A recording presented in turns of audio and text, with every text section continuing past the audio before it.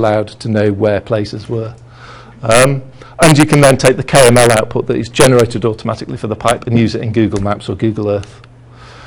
The only problem is when you build up these long chains, it's a bit like building towers of stones, that it can be quite brittle. If any of the steps, we built the mashup, or I showed you how to do the taking the stuff from Wikipedia into Google spreadsheets, out to Yahoo pipes, through to Google Maps, any of those steps can fall over, right? Any of them might have caching involved. Any of them might fall over.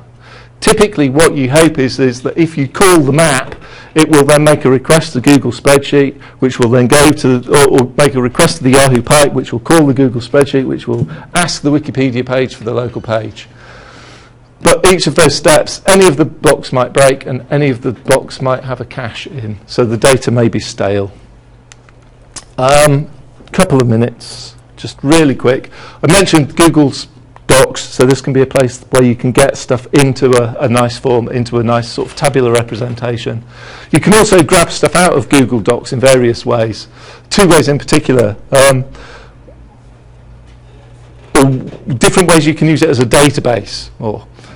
One is by using a query formula in Google Spreadsheets, and another is through an API. And I built a simple tool, which I linked to from the blog post about this presentation, which you can just paste in the URL for a Google spreadsheet.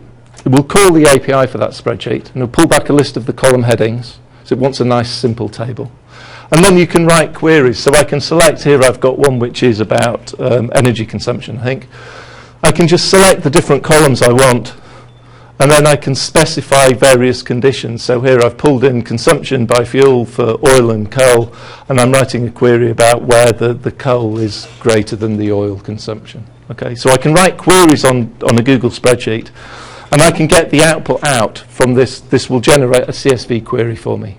So if I've got data into a Google spreadsheet, this tool will let me write queries on that data. It will let me treat it as a database, and it will give me CSV URLs for the outputs.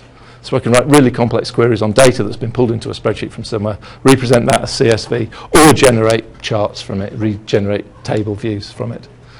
Finally, if any of you are web programmers, JavaScript programmers, then tools like jQuery are another way of sort of making the glue easier to use.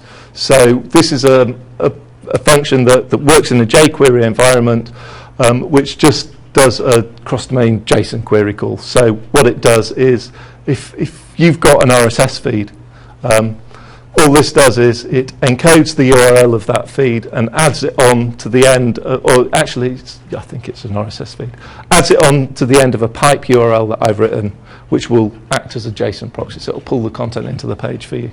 So having got that function, all I need now is a URL for an RSS feed or a CSV feed or a JSON feed, and it will run it through a proxy. It will run it through Yahoo pipes so I can pull it into my page. So that's, again, is a way of just helping the stuff flow into your web pages. So web pages as terminal endpoints that you create yourself. I've talked about applications as being a bit like Lego blocks. They take stuff that's represented in one form. They may or may not do something to that form, and then they express it in another format, another output. But so you can plug these different applications together as long as the output of your next application consumes the input of your next application consumes the output from this one. The attitude is a playful one, right? It's about trying stuff and see. If it doesn't work, it doesn't matter, right? But try it, see it, can make your life easy. Quite often, it's worth just building a little application to automate some task because it makes life easier.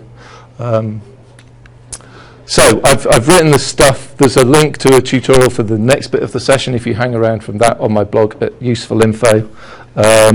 It's not the most recent post, it's the one previous to that. On Twitter, I'm Psychomedia. You feel free to get in touch with me about anything that was of interest to you, either now or later.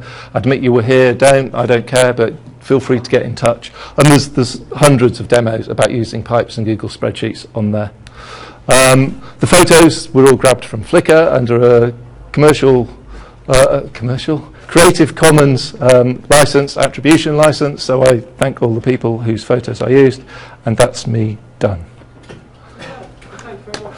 Guys, we'll just meet next door for some refreshments and stuff. We'll have a quick talk from Frank about the IET, and then we'll carry on with the workshop.